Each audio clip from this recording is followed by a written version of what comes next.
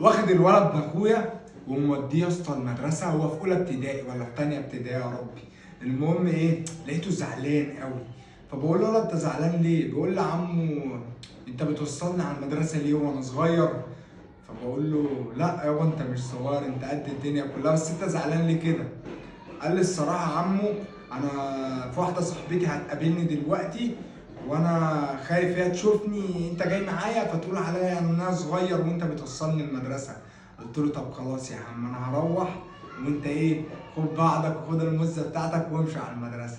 قال لي ماشي يا عم. المهم ايه، رحت انا ماشي وهو ايه قابل المزه ومشي. فالمهم يا معلم نسيت ان انا ما اديتوش المصروف بتاع المدرسه، فرحت راجع تاني فبص لقيته واقف مع بنت عسليايه كده.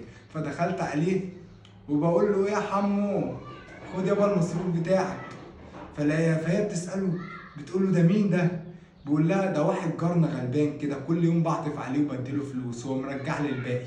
يا ابن اللذينه. بس